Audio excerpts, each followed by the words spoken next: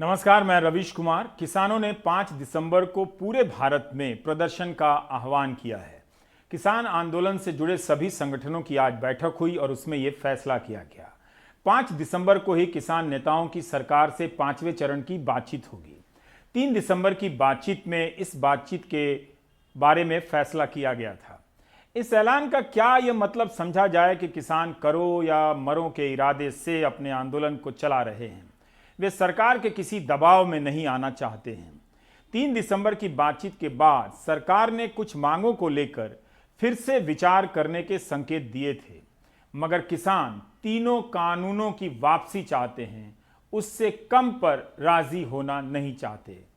कल जो चर्चा हुई थी, सरकार संशोधन के लिए तैयार था, मगर पूरा रिपील करने के लिए, पूरा कानून रद्द करने के लिए तैयार नहीं था। इसलिए आज फैसला ये हुआ कि जब तक कानून तीनों रद्द नहीं होगा, रिपील नहीं होगा और उसका साथ साथ एमएसपी को लीगलाइज नहीं किया जाएगा, तब तक इस आंदोलन को प्रत्याहार करने का कोई सवाल नहीं है।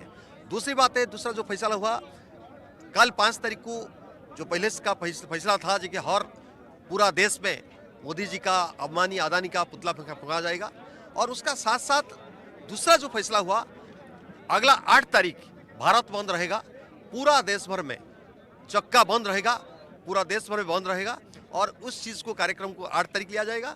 और उसका बाद ये जो कल का जो मीटिंग होगी, शायद वो मीटिंग एक निर्णायक मीटिंग होगी।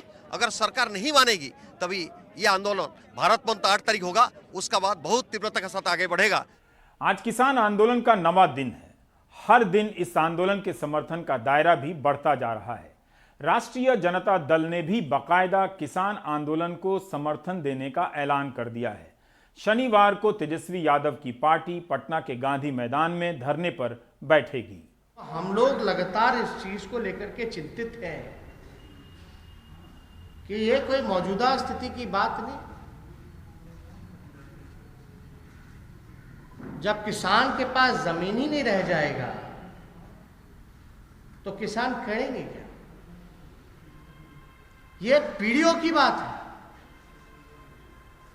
जहां 70 से 80% देश हमारा डिपेंडेंट एग्रीकल्चर क्षेत्र में है, तो क्या भयावह स्थिति होगी। हम लोगों को भविष्य की भी चिंता करनी चाहिए। इसलिए हम लोगों को लगा कि हम बिहार के किसानों और बिहार के संगठनों से आपके माध्यम से अपील करें कि सब लोग एकजुट होकर के सड़कों पर आएं और इस आंदोलन को जो है मजबूत करें। धीरे धीरे विपक्ष किसान आंदोलन को लेकर दूरी की रणनीति को त्याग करने लगा है।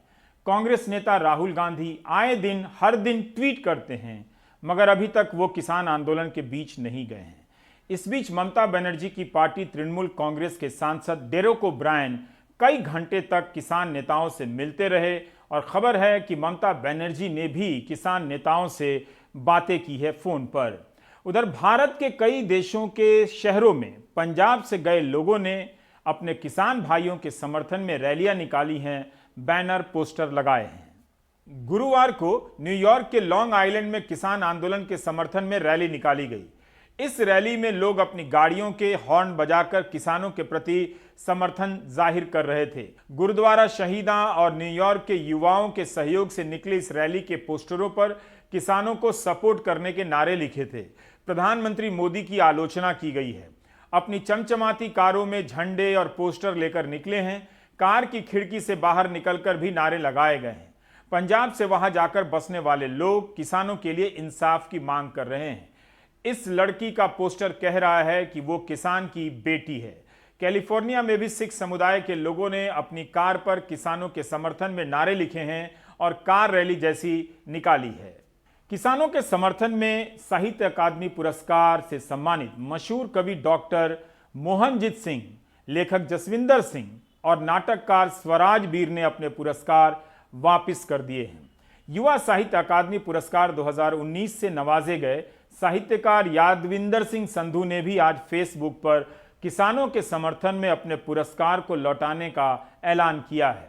किसानों के समर्थन में अकाली दल के अध्यक्ष और पंजाब के पूर्व मुख्यमंत्री प्रकाश सिंह बादल ने पद्म विभूषण अवार्ड वापस कर दिया है।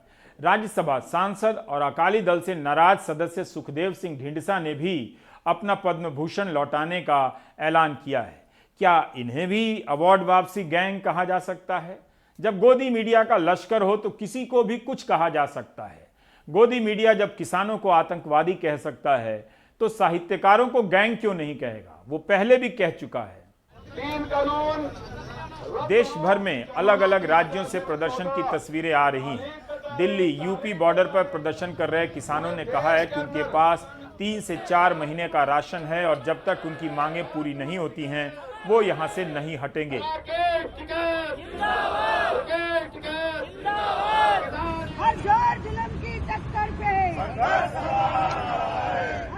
नोएडा के राष्ट्रीय दलित प्रेरणा स्थल में भी किसानों का प्रदर्शन बना हुआ है। यहां बिजनौर तक से लोग आए हुए हैं जिन्होंने कहा है कि वे पंजाब के किसानों के समर्थन में नोएडा पहुंचे हैं। भारतीय किसान यूनियन लोक शक्ति, किसान मजदूर एकता जिंदाबाद, जिंदाबाद, जिंदाबाद। जम्मू में भी किसान आंदोलन के समर्थन में प्रदर्शन हो रहे हैं। 3 दिसंबर को जम्मू के गांधीनगर गुरुद्वारा के सामने शांतिपूर्ण प्रदर्शन किया गया और कानून को वापस लेने की मांग रखी गई। जय जवान जय किसान, जय जवान जय किसान। इस प्रदर्शन में राजवंश सभा Jammu, Bhim army, civil society और अन्य राजनीतिक पार्टियों के लोग शामिल हुए। किसान संघर्ष जिंदाबाद, जिंदाबाद, जिंदाबाद। आप होश में आओ और ये जो कानून बनाए हैं इनको आप चेंज करो, वापस लो और तानाशाही अपनी खत्म करो और हिटलर बनो। और प्रधानमंत्री को मैं कहती हूँ ये देश ऐसे नहीं चलता, तालीब जाओ, दिया बालो। देश ऐसे चलता है, काम करने वाला करो। और इन्होंने किसानों के रास्ते में रुकावट डाली, सड़कें तोड़ी, इतना नुकसान किया। सड़कें कौन बनी? किससे बनी है? गवर्नमेंट का पैसा, इनकम टैक्स का पैसा, LIC का पैसा। आप वही गवर्नमेंट की प्रॉपर्टी तोड़ रहे हो। काला कानून किसान विरोधी बनाया गया है। ये फौरी तौर पर मोदी सरकार इसको वापस ले, नहीं तो मुल्क में बगावत होगी। जैसे करतार सिंह सराबा ने मुल्क में बगावत कराई थी, वो ऐसे इस मुल्क के हालात ऐसे बन रहे हैं कि मोदी सरकार को फौरी तौर पर ये कानून वापस लेना चाहिए। रविश रंजन और सौरभ शुक्ल ने फिर से ग्राउंड रिपोर्ट भेजी है। अच्छी रिपोर्ट है। रविश बताना चाहते हैं कि कैसे किसान खुद को लंबी लड़ाई के लिए तैयार कर रहे हैं, अपने मंच को बड़ा बना रहे हैं। मंच का अनुशासन भी देखने लायक है और चूल्हे भी अब पक्के बनने लगे हैं। किसानों के प्रदर्शन को 7 दिन से ज़्यादा हो गए हैं और सरकार ने तमाम सारी कोशिश की किसानों की सप्लाई लाइन काटने की। मैं इस वक्त टिकरी बॉर्डर पर हूं और यहां से तकरीबन 3 किलोमीटर दूर जो किसान हैं वो आंदोलन कर रहे हैं। और अब हम आपको चलकर दिखाते हैं कि आखिर किसानों को कहां से दूध, राशन और पानी मिल रहा है।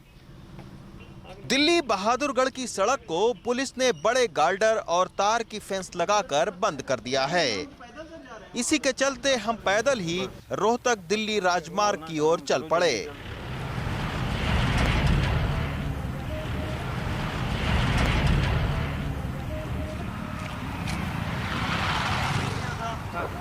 मोदी सरकार। करीब 1 किलोमीटर चलने के बाद इस राजमार्ग पर दोनों तरफ हजारों की तादाद में किसानों की ट्रैक्टर ट्रालियां खड़ी हैं। राजमार्ग पर इस तरह के बड़े ट्रक भी दिखाई दिए जिनको इस आंदोलन के चलते तैयार किया गया है।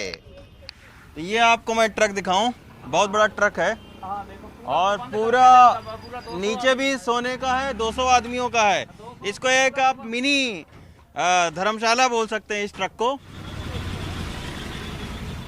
इस आंदोलन के चलते ट्रक ही नहीं, ट्रालियों में पानी की बड़ी टंकियां कहीं लगा दी गई हैं तो कहीं इस तरह के सोलर पैनल लगाकर दर्जनों मोबाइल चार्जिंग के पॉइंट बना दिए गए हैं। मॉडिफाई तो पहले कर रखा है, बट ये जो 3 प्लेटें लगाई है ये सिर्फ इसी के रिगार्डिंग लगाई है ताकि के लिए मोबाइल के, हाँ, मोबाइल चार्जिंग के पर्पज के लिए। गुरु का लंगर तैयार है जी, गर्मा गर्म गुरु का लंगर तैयार है जी। लेकिन किसानों के लिए शौचालय से लेकर खाने पीने का इंतजाम करने में बहादुरगढ़ के 26 साल के बिजनेसमैन सिद्धार्थ राठी का बहुत योगदान है। परिवार USA में रहता है लेकिन वो खुद किसानों के रहने खाने पर करोड़ों रुपए खर्च कर रहे हैं। किसान भाइयों का ये आंदोलन देख के हमारे मन में भी ये हुई कि भाई हम हमारे दादा जो किसान थे और उन वो जमींदारा करते थे, तो उस चीज को देखते हुए सेवा की भावना जगी हमारे अंदर। सिद्धार्थ, ये बताइए, करोड़ों रुपए आप खर्चा कर रहे हैं और अपना वक्त खर्चा कर रहे हैं, आखिर ये सब किसानों के लिए ही कर रहे हैं आप? हाँ जी, हमारा समाज सेवा का काम है। हाँ। जी, कोई भी किसी भी तरह की मदद लेने आता है हमारे घर के आगे, तो हम किसी को खाली हाथ नहीं जाने देते। आंदोलन करने वाले किसानों को सब्जी और राशन ही नहीं, फ्री दूध का इंतजाम भी पड़ोसी जिले भिवानी के मनोज जैसे किसान कर रहे हैं। हर दिन 2000 दूध के पैकेट फ्री बांटते हैं। 2000 पैकेट है दूध के, फ्री दे रहे हो आप? फ्री दे रहे हैं। अच्छा, हर 2 दिन के बाद देते हो? हर 2 दिन के बाद, हर एक दिन के बाद।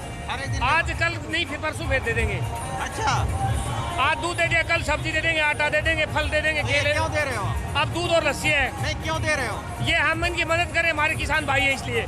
सबसे अच्छी चीज इस किसान आंदोलन में ये है कि ये फ्री दूध दे रहे हैं, लेकिन यहाँ पर आपको कोई हड़बड़ाहट या किसी तरीके की भीड़ मुफ्त लेने वालों की नहीं दिखेगी। जिसको जितनी जरूरत होती है वो उतना ही केवल लेता है। दिल्ली बॉर्डर पर आंदोलन कर रहे हजारों किसान अनुशासित हैं। पानी से लेकर खाने तक कृषि बिल के विरोध में लगता है कि वो लंबी लड़ाई का मन बनाकर ही बैठे हैं। दिल्ली रोहतक बॉर्डर से सुधीश कुमार राम के साथ रवीश रंजन शुक्ला, एनडीटीवी इंडिया। पंजाब के किसान नहीं आए, पूरा गांव आ गया उनके साथ, परिवार भी आया है। सौरभ ने उन बच्चों से बातें की हैं जो अपने मम्मी पापा के साथ आंदोलन में शामिल हो रहे हैं और इस दिसंबर की रात में खुले आसमान के नीचे अपनी जिंदगी बिता रहे हैं। ट्रैक्टर और ट्रॉलियों के बीच गद्दा लगाकर 13 साल के गुरुसेवक सिंह फोन पर ऑनलाइन क्लास कर रहे हैं।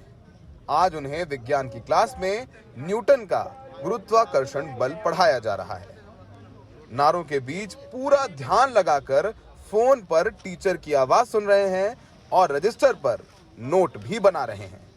गुरुसेवक सिंह पंजाब के तरन तारण के रहने वाले हैं और पिता के साथ यहाँ पहुंचे हैं। पहले नहाने दूर नहीं जाते हैं, फिर क्लास लगाते हैं, उसके बाद स्टेज पे जाते हैं और उधर देखते हैं क्या चल रहा है, बोल कर आते हैं स्पीच वगैरह। होमवर्क कब करते हैं? होमवर्क उसके शाम के वक्त कर लेते हैं जी। मेरे पिताजी किसान हैं, मैं किसान होने के नाते जहाँ पर आया हूँ, और अगर ये बिल आ जाते हैं तो हमारे पिताजी क्या है जो हमारी आमदन में घाटा होगा, ना कि बढ़ता होगा जी। आपको लगता है आपके फादर को नुकसान होगा? जी जी जरूर ये नुकसान होगा, क्योंकि इसके बाद अगर ये बिल आ जाते हैं, लागू हो जाते हैं, तो एमएसपी की इसमें कोई गारंटी नहीं दिया गया। हाँ, व्यापारी जो है अपने मन मर्जी का रेट इस पर जो है लगाएगा हमारी फसल पर। गुरुसेवक के पिता नरप्रीत सिंह अपने बेटे को शहीद भगत सिंह जैसा पढ़ा लिखा क्रांतिकारी बनाना चाहते हैं। मुस्कुरा कर इन लोगों, इन बच्चों, आने वाली पीढ़ी, युवा पीढ़ी की तरफ इशारा करते हुए कहा था, आने वाले समय में ये किताब का पन्ना ये लोग पढ़ेंगे। अधूरी आज़ादी आई है, जितना देर पूरी आज़ादी नहीं आती हम ऐसे ही भगत सिंह पैदा करते रहेंगे और देश के हित के लिए लड़ते रहेंगे। अमृतसर से आए 16 साल के राजविंदर भी ऑनलाइन क्लास में व्यस्त हैं। इस साल 10वीं की बोर्ड परीक्षाएं हैं तो तैयारी भी मजबूत करनी है। बोर्ड की एग्ज़ाम की तैयारी कर रहा हूं मैं। अब यहाँ ऑनलाइन क्लास चल रही है मेरी। मैं अपने ब्रदर के साथ हैं, सवेर शाम को हम पढ़ते हैं, हमारी डेली क्लास ऑनलाइन लगती है। मैं बड़े होके फौजी बनना चाहता हूँ। शाम होते होते कई बच्चे अपनी ट्रॉलियों में बैठकर होमवर्क करते भी मिल जाएंगे। 10वीं के छात्र गुरविंदर भी होमवर्क करने में जुटे हैं। यहाँ क्यों आए? पढ़ाई का नुकसान नहीं होता? होता है, अब ऑनलाइन पढ़ते हैं तो बहुत तंगी आती है, जब क्लास में पढ़ते हैं बहुत बढ़िया समझ आ जाती है। ऑनलाइन थोड़ा दिक्कत होती है। हाँ जी। लेकिन यहाँ क्यों आए हो आप? हम किसानों करके आए हैं आंदोलन में। सोचिए कि ये छोटे बच्चे भी बड़ों के साथ कंधे से कंधा मिलाकर ठंड में लाठी, पानी की बौछार, आंसू गैस के गोले झेलते हुए यहाँ पहुंचे हैं और इतनी ठंड में डटे हैं और साथ साथ पढ़ाई भी कर रहे हैं। जो मेरे पीछे बच्चे पढ़ाई कर रहे हैं ये कह रहे हैं कि वो भगत सिंह बनेंगे, क्योंकि भगत सिंह ने जब असेंबली में बम फेंका और अपनी गिरफ्तारी दी, वो सिर्फ इसलिए दी क्योंकि वो अंग्रेजी हुकूमत के सामने अंग्रेजी में ही अपनी दलीलें या अपनी मांगे रखना चाहते थे। तो इनका भी कहना है कि लड़ने के लिए पढ़ना ज़रूरी है, ताकि लोग उनकी बात अच्छे से सुने, इसीलिए वो इस आंदोलन में आए हैं। सिंघू बॉर्डर में सहयोगी सचिन गुप्ता के साथ Saurabh Shukla, NDTV India. Covid के वैक्सीन और मरीजों पर भी बात होती रहनी चाहिए। 20 अप्रैल के बाद आज प्रधानमंत्री ने कोविड-19 की स्थिति पर चर्चा करने के लिए दूसरी सर्वदलीय बैठक बुलाई। इसमें वैक्सीन को लेकर चर्चा हुई, राज्य और केंद्र मिलकर कैसे कीमतें तय करेंगे उसे लेकर चर्चा हुई। वैसे कहीं फ्री में भी देने का वादा कर आए हैं ये लोग, लेकिन इससे संक्रमित होकर, कोविड से संक्रमित होकर ठीक होने वाले मरीजों के इलाज को लेकर क्या रणनीति होनी चाहिए अभी तक साफ नहीं है। कोविड पर प्राइम टाइम के एक एपिसोड के दौरान डॉक्टर अजमत करीम ने फेफड़ों के मरीजों के फेफड़ों में फाइब्रोसिस की बात कही थी कि वो बहुत बड़ी चुनौती बन जाती है। हमारी सहयोगी पूजा भारद्वाज ने भी मुंबई से इस पर रिपोर्ट की थी। इंडियन चेस्ट सोसाइटी के रिव्यू पेपर में भी वरिष्ठ चेस्ट फिजिशियंस ने चेतावनी दी है कि 5 से 10% कोविड मरीजों में फेफड़े की यह बीमारी होती है और गंभीर हो जाती है। मैक्स साकेत दिल्ली में डॉक्टर राहुल चंदोला और उनकी टीम ने एक ऐसे ही गंभीर केस में फेफड़े का ट्रांसप्लांट किया है।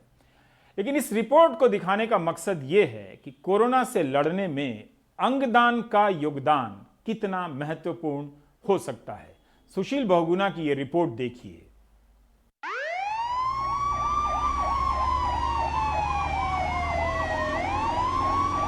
ये तस्वीरें 31 साल के एक गरीब नौजवान को बचाने की जद्दोजहद में जुटी मेडिकल टीम की हैं।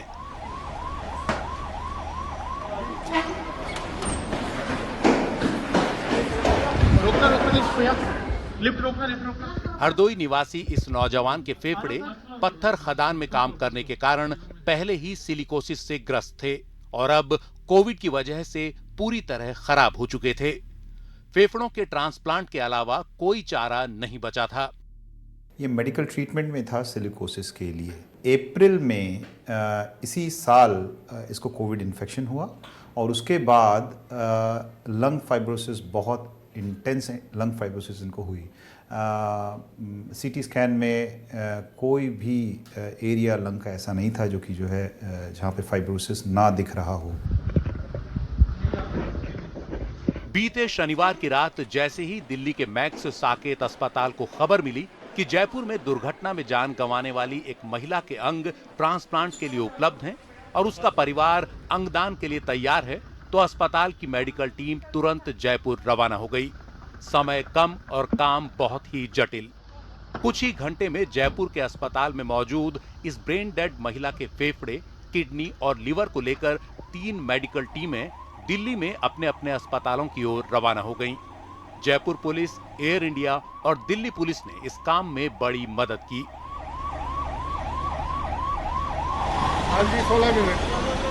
एयर इंडिया की खास बड़ी सराहनीय भूमिका रही, क्योंकि उन लोगों ने एक तो जो एयरपोर्ट पे वेट करना पड़ता है 45 मिनट, उसकी ज़रूरत हमको नहीं पड़ी।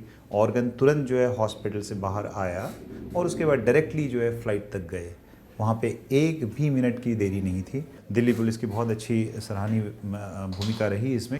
दिल्ली एयरपोर्ट से यहाँ मैक्स हॉस्पिटल तक, जहाँ पे इस मरीज़ का ट्रांसप्लांट हुआ, वहाँ तक ग्रीन कॉरिडोर बनाया गया। इसकी वजह से ऑर्गन एयरपोर्ट से यहाँ तक सिर्फ 18 मिनट में पहुँच पाया, जो कि नॉर्मली 45 मिनट 1 घंटे का समय लगता है उस समय। मैक्स साकेत अस्पताल पहुंचते ही फेफड़ों का ट्रांसप्लांट करने वाली टीम ऑपरेशन में जुट गई। इस मरीज के फेफड़े पहले ही सिलिकोसिस से ग्रस्त थे, ऊपर से कोविड की वजह से फेफड़े और खराब हो गए और इससे डॉक्टरों की चुनौती और ज्यादा बढ़ गई। Heart and lung transplant specialist doctor Rahul Chandola की अगुवाई में करीब 15 डॉक्टरों की टीम ने रात भर 10 घंटे से ज्यादा देर तक ये बेहद जटिल ऑपरेशन किया और कामयाबी के साथ फेफड़े मरीज के सीने में प्रत्यारोपित कर दिए गए। उत्तर भारत में किसी कोविड के मरीज के फेफड़ों के ट्रांसप्लांट का ये पहला केस रहा। हमने करीब 250 से ज़्यादा ऑपरेशन लंग ट्रांसप्लांट में मैं रहा हूँ, विदेश में भी और यहाँ पे भी, लेकिन इतना ज़्यादा ख़राब लंग जो कि चेस्ट वॉल के साथ पूरी तरह प्लास्टर्ड था, मैंने शायद पहले नहीं देखा था। तो ये एक बड़ी अनयूजुअल चीज़ थी। ऑपरेशन के 3-4 दिन के अंदर मरीज की हालत में तेजी से सुधार आने लगा। मरीज़ को हमने जो है वेंटिलेटर से अलग कर दिया है। हमारी टीम, जो क्रिटिकल केयर टीम, जो हमारी जो है एनेस्थीसिया की टीम, साथ में जो है रिहैब की टीम अब जो है काफ़ी एक्टिवली उनके साथ काम कर रहे हैं। पेशेंट जो है आज उसको बेड से सोफे पे बिठाया गया और वहाँ पे उसको जो है फिजियोथेरेपी दी गई। तो ओवरऑल पेशेंट की रिकवरी काफ़ी संतोषजनक है। हमें उम्मीद है कि मरीज़ जो है इन नेक्स्ट 1 to 2 वीक्स हम उसको जो है वार्ड तक शिफ्ट कर पाएंगे। ये मामला बता रहा है कि कोविड का ये खतरा कितना गंभीर है और हमारे फेफड़ों को वो किस कदर नुकसान पहुंचा सकता है। इंडियन चेस्ट सोसाइटी के एक रिव्यू पेपर के मुताबिक 5 से 10% मरीजों के फेफड़े लंग्स फाइब्रोसिस का शिकार हो सकते हैं।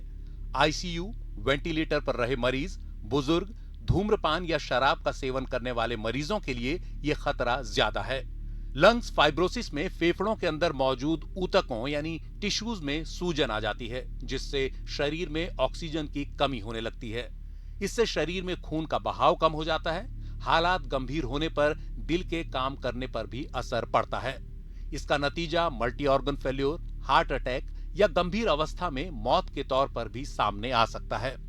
कोविड में एक छोटा प्रोपोर्शन पेशेंट्स का ऐसा है, ख़ासतौर से old patients, but young patients में भी ऐसा देखा जा रहा है एक छोटे प्रोपोर्शन में, जो कि जिनमें बहुत सिग्निफिकेंट लंग फाइब्रोसिस हो रही है और ऐसे पेशेंट्स को लॉन्ग टर्म ऑक्सीजन थेरेपी की ज़रूरत पड़ती है या फिर बाईपैप सपोर्ट या किसी और तरह की जो है वेंटिलेशन की ज़रूरत पड़ती है। एक्सपीरियंस अभी जो है कोविड लंग फाइब्रोसिस का वर्ल्ड वाइड कम है, स्टडीज़ हो रही हैं, लेकिन डेली नई नॉलेज जो है इवॉल्व हो रही है। तो यहाँ हमने देखा एक ऐसे मरीज की जान बचाई गई फेफड़ों का प्रत्यारोपण कर, जिसके फेफड़ों ने कोविड की वजह से काम करना लगभग बंद कर दिया था, वो काफ़ी ख़राब हो गए थे। तो इससे अंगदान की महत्ता पता चलती है, इंपॉर्टेंस पता लगती है और अंगदान बहुत ज़रूरी है। हज़ारों लोग अंगों के इंतज़ार में हैं और एक ब्रेन डेड पेशेंट कई सारे लोगों की जान बचा सकता है। एक ब्रेन डेड व्यक्ति कई लोगों की जान बचा सकता है। जैसे इस मामले में एक ब्रेन डेड महिला ने 3 लोगों की जान बचाई है। एक अनुमान के मुताबिक भारत में प्रति 10 लाख लोगों में एक से भी कम यानी 0.65 अंगदान होता है, जबकि स्पेन में यह आंकड़ा 35 प्रति 10 लाख है और अमेरिका में 26 प्रति 10 लाख। और मुख्य वजह है अंगदान के प्रति आम लोगों में जागरूकता का अभाव। लेकिन अगर ठीक से समझाया जाए तो लोग अंगदान के लिए तैयार हो सकते हैं। स्टडी के अकॉर्डिंग जो रिसेंटली हुई भी है, उसके अकॉर्डिंगली 65 से 70% मरीज के अटेंडेंट हाँ बोलते हैं। सो इसको देख के यही लगता है कि समाज में इच्छा है, इच्छा शक्ति है कि उनके परिवारजन जो कि जो है अब मृत घोषित कर दिए गए हैं, वो जाने से पहले समाज का कुछ भला करें। भारत में अंगदान और ट्रांसप्लांटेशन से जुड़ा कानून 1994 में ही बन गया था, लेकिन अभी तक डिमांड और सप्लाई में भारी कमी है। एम्स अस्पताल के एक आंकड़े के मुताबिक भारत में हर साल 1.5 से 2 लाख लोगों को किडनी ट्रांसप्लांट की जरूरत होती है, लेकिन सिर्फ 8,000 मरीजों को ही किडनी मिल पाती है। इसी तरह भारत में हर साल करीब 80,000 लोगों को लिवर ट्रांसप्लांट की जरूरत होती है, लेकिन 1800 को ही लिवर मिल पाता है। हर साल करीब 10,000 लोगों को हार्ट ट्रांसप्लांट की जरूरत होती है, लेकिन सिर्फ 200 को ही डोनर मिल पाते हैं। हर साल 1 लाख लोगों को कॉर्निया ट्रांसप्लांट की जरूरत होती है, लेकिन 50,000 को ही कॉर्निया मिल पाता है। भारत में अंगदान को लेकर जागरूकता दक्षिण भारतीय राज्यों में ज्यादा है और उनमें भी तमिलनाडु का स्थान सबसे ऊपर है। कोरोना महामारी के दौरान जब देश भर में ट्रांसप्लांट्स बहुत ही कम हो गए थे, तब भी तमिलनाडु में 183 किडनी ट्रांसप्लांट और 107 लिवर ट्रांसप्लांट किए गए। प्लाज्मा और ब्लड डोनेशन में भी तमिलनाडु सबसे आगे है। वहाँ ऑर्गन डोनेशंस काफ़ी पहले शुरू हो गए थे। 2008 से जो है वहाँ ऑर्गन डोनेशन प्रोग्राम्स जो है एग्जिस्टेंस में हैं और ख़ासतौर से तमिलनाडु का जो मॉडल है वो काफ़ी अच्छे से कैचअप किया था और शुरू में 2-4 डोनेशंस एक साल में, और अब इस लेवल पे हैं कि वहाँ पे करीब जो है 200 डोनेशंस एक साल में होते हैं। इसी तरह से जो है साउथ के और बाकी स्टेट्स में भी ऑर्गन डोनेशन रेट्स पिकअप किए हैं। दिल्ली में भी अच्छा काम चल रहा है, राजस्थान में अच्छा काम चल रहा है, पंजाब में अच्छा काम चल रहा है। सो नॉर्थ के जो स्टेट्स हैं वो भी धीरे धीरे करके आगे आ रहे हैं। अंगदान कराने के इच्छुक लोग national organ and tissue transplant organisation NOTTO या regional organ and tissue transplant organisation ROTTO और the organ retrieval banking organisation ORBO में रजिस्ट्रेशन करवा सकते हैं। इसके अलावा अस्पताल में एक ब्रेन डेड व्यक्ति के परिवार के लोग भी अंगदान की सहमति दे सकते हैं। अगर जो है रिस्पॉन्सिबिलिटी एलोकेट की जाए एक्सपर्ट्स को जो इस के जानकार हैं, और एक जवाबदेही हो उस सिस्टम में हर आदमी की, साथ में जो है एक रोबस्ट सिस्टम क्रिएट किया जाए जहाँ पे कि मरीज़ के अटेंडेंट से जो कि जो है ब्रेन डेड डोनर है, कोई ट्रांसप्लांट कोऑर्डिनेटर जाके बात करे, वहाँ के फिजिशियन उनसे बात करें, साथ में फिजिशियंस को एक अवेयरनेस हो कि ब्रेन डेड डिक्लेरेशन में क्या क्या चीज़ें होती हैं, और वहाँ पे जो ब्रेन डेड डिक्लेरेशन हो एक सिस्टम बना हो कि वहाँ से उस डोनर के ऑर्गन्स रेसिपिएंट हॉस्पिटल तक एक सुचारू रूप से जो है पहुँचाए जा सके, जिसमें एक वहाँ की स्टेट की जो सोटोज हैं, जो स्टेट लेवल की ऑर्गन ट्रांसप्लांट ऑर्गेनाइजेशंस हैं, या फिर जो नेशनल लेवल का ऑर्गन ट्रांसप्लांट ऑर्गेनाइजेशन है जिसको नोटो बोलते हैं, अगर वो एक एक्टिव रोल प्ले करें, जो कि वो अभी कर भी रहे हैं, तो ये ऑर्गन डोनेशन को और जो है सशक्त किया जा सकता है। एक अनुमान के मुताबिक भारत के बड़े शहरों के अस्पतालों में हर 24 घंटे में कम से कम 10 ऐसे मरीज होते हैं जो किसी दुर्घटना का शिकार होने के बाद ब्रेन डेड हो जाते हैं और उनके शरीर अंगदान के लिए अहम साबित हो सकते हैं। अगर ऐसे मरीजों के सगे संबंधियों को अंगदान के लिए राजी किया जा सके तो ये भारत में अंगदान की दिशा में एक बड़ी पहल होगी। तो ये साल थोड़ा ख़राब रहा, ख़ासतौर पर सेहत के मामले में, चाहे वो अर्थव्यवस्था की हो या इंसान की हो, और कोरोना ने एक तरह से हम सभी को इस बात के लिए जागरूक किया कि अपनी सेहत का ख्याल रखना कितना ज़रूरी है, ताकि इस तरह की बीमारियां आपको जल्द अपनी चपेट में न लें। तो सुरक्षित रहें, एहतियात बरतें। कोरोना अभी है, अभी कुछ समय और चलेगा, इसलिए अपना ध्यान रखें। मुंबई से पूजा भारद्वाज और नई दिल्ली से कैमरामैन प्रेम सिंह के साथ सुशील बहुगुणा की रिपोर्ट, एनडीटीवी इंडिया। तो अंगदान के बारे में सोचिए, झिझकते हैं, थोड़ा वक्त लीजिए, मगर आगे आइए ताकि डॉक्टर राहुल चंदोला जैसे डॉक्टरों को निराश ना होना पड़े। क्या ये ट्रांसप्लांट आयुर्वेद की विधि से हो सकता है? केंद्र सरकार ने आयुर्वेद के डॉक्टरों को भी सर्जरी की इजाजत दे दी है, जिसका ऑल इंडिया मेडिकल एसोसिएशन विरोध कर रहा है। कोरोना काल में आयुर्वेद ने दवा बाजार में एक अहम जगह बनाई, पर केंद्र सरकार की इस अधिसूचना पर डॉक्टरों की सबसे बड़ी संस्था इंडियन मेडिकल एसोसिएशन बड़ा विरोध प्रदर्शन करने जा रही है। दरअसल इस सरकारी पत्र में केंद्र सरकार ने आयुर्वेद के पोस्ट ग्रेजुएट डॉक्टरों को 58 सामान्य सर्जरी प्रक्रिया को अंजाम देने के लिए ट्रेनिंग दिए जाने की अनुमति दे दी है। इंडियन मेडिकल एसोसिएशन की महाराष्ट्र इकाई ने अब 8 और 11 दिसंबर को विरोध प्रदर्शन का ऐलान कर दिया है। Central council of Indian medicine, that is CCIM, central council of Indian medicine का दावा है कि ये ओरिजिनल आयुर्वेदिक सर्जरीज हैं। उन्होंने इसे कोई संस्कृत नाम भी दिए हैं, लेकिन ये सारी मॉडर्न साइंस से ली गई सर्जरीज हैं। इसलिए राष्ट्रीय स्तर पर हम इसका विरोध कर रहे हैं। इसका असर उन तमाम मेडिकल छात्रों पर भी पड़ेगा जो डिग्री पाने के लिए कड़ी मेहनत करते हैं। महाराष्ट्र में सरकारी और प्राइवेट के 20,000 मेडिकल स्टूडेंट हैं जो आज से ही इस फैसले का विरोध शुरू कर रहे हैं। 1954 में बने मुंबई की आयुर्वेद कॉलेज सायन में कई सामान्य सर्जरीज होती आई हैं। ट्रस्टी का कहना है कि सर्जरीज का अधिकार तो पहले से था, पर तय नहीं था। अब 58 सर्जरी के बने सरकारी दायरे से खुश हैं। आयुर्वेद के पोस्ट ग्रेजुएट डॉक्टर्स को जो रूरल एरियाज में रहते हैं, जो मोफजल एरियाज में रहते थे, उनको ये सवाल बार बार उनके अगेंस्ट उठाया जाता था कि आपको सर्जरी के राइट्स है कि नहीं, जबकि बाकायदा उनको राइट्स थे, लेकिन कहीं डिफाइंड नहीं था कि कौन से सर्जरी के राइट्स है, क्योंकि वो बेसिक सर्जरीज करते थे। 79 का जो हमारा एक्ट जो प्रोविजंस थे, जहां सर्जरी एकदम यूनिवर्सली डिफाइंड थी उसको एक बाउंड्रीज में डिफाइन कर दिया कि ये 58 के अलावा हमारे पोस्ट ग्रेजुएट्स कोई सर्जरी नहीं कर पाएंगे। मैं मेरे एलोपैथिक ब्रदर्स को ये कहूँगा कि ये नेगेटिविटी छोड़ के अगर वो चाहते हैं कि कुछ क्वालिटी इंप्रूव हो तो जरूर हम इसके लिए ओपन है, लेकिन opposition for the sake of opposition से हम परे हटते हैं। वैसे कानून के जानकार भी सरकारी कदम को जल्दबाजी में लिया फैसला बता रहे हैं।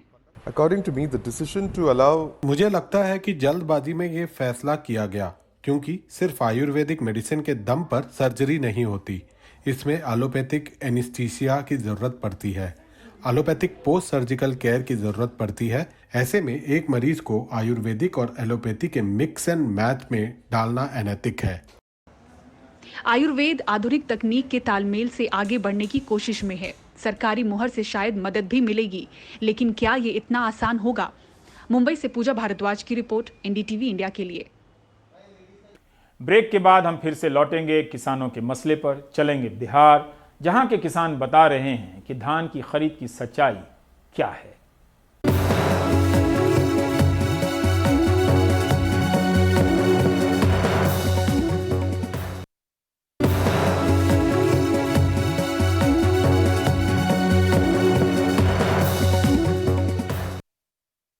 बिहार में 2006 में एपीएमसी एक्ट को समाप्त कर दिया गया था। कहा गया था कि इसके बाद बिहार के किसान अमीर हो जाएंगे। हुए नहीं। 5,000 से भी कम कमाते हैं महीने में, जबकि हरियाणा के किसान 14,000 से अधिक। लेकिन अब देखिए कि सितंबर 2020 में द वायर ने आरटीआई के माध्यम से खबर छापी। 2020-21 में केंद्र और राज्य सरकार ने रबी फसलों के मार्केट सीजन में बिहार में हुई गेहूं की फसल का 1% भी किसानों से नहीं खरीदा। नीतीश कुमार की सरकार के तमाम दावों के बावजूद अभी भी धान की सरकारी खरीद शुरू नहीं हुई है, ना ही किसानों को सही दाम मिल रहे हैं। किसान के घर पर धान रखने की जगह नहीं है, इसलिए उसे जो कीमत मिलती है उस पर बेच देता है। बिहार के औरंगाबाद जिले के इन किसानों की आप सुनिए। ये धान मान लिए आदमी धान का बोझा इसलिए रखा हुआ है कि इसको कोई खरीदार नहीं मिल रहा। अभी खरीदार मिल जाता तो ये धान जैसे पैक्स का है तो पैक्स से सरकार का कुछ विधि व्यवस्था, अच्छा विधि व्यवस्था रहता, जैसे औरों राज्य में है। पंजाब में था ऐसा कि मान लिया अपना धान जम दिया, मार्केट में ले गया, बढ़िया मूल्य से बिक गया। लेकिन बिहार में ऐसा स्थिति नहीं है। ये धान दम के किसी के पास घर नहीं है तो घर में आके धान कहाँ रखेगा? यही कारण है कि धान दमा नहीं रहा है। अभी मोटा धान 1,000-1,100 रुपये बिक रहा है, जो प्राइवेट आदमी ले रहा है। और महीन धान सोनम जो है सो 1,600 रुपये, 1,500-1,600 के ले रहा है। हम लोग को भी देखिए सिंचाई के लिए लाइन का व्यवस्था सरकार के द्वारा किया गया है, पोल गाड़ दिया गया है, न ट्रांसफार्मर उसमें दिया जा रहा है, न तार दिया जा रहा है। और इलेक्शन था तो केवल पोल गाड़ दिया गया और उसमें न अब तार खींचा जा रहा है, तो नहीं ट्रांसफार्मर लगाया जा रहा है। इसलिए हम बहुत चिंतित है। हम लोग का गेहूं का बिचड़ा सूख रहा है। पूरे जिले में किसी भी धान क्रय केंद्र पर, किसी भी पैक्सों में एक छटाक भी धान की खरीदारी 1,868 रुपए जो सरकारी मूल्य है उस पर नहीं हुआ है। अभी लगन का मौसम है, उसमें किसानों को अपनी बेटियों की शादी करनी है, लाचारी है उनके पास, बच्चों को फी देना है, गेहूं की खेत की बुआई हो रही है, बीज खरीदना है, खाद खरीदना है। लाचार होकर किसान अपने धान को औने पौने दाम में, जो भूसा का भाव होता है, पिछले महीने जो कूटी बिक रहा था यहाँ पर 1,100 रुपये प्रति क्विंटल, 1,200 रुपये प्रति क्विंटल, और धान बेच रहे हैं 1,000 रुपये प्रति क्विंटल। लाचारी है इनकी।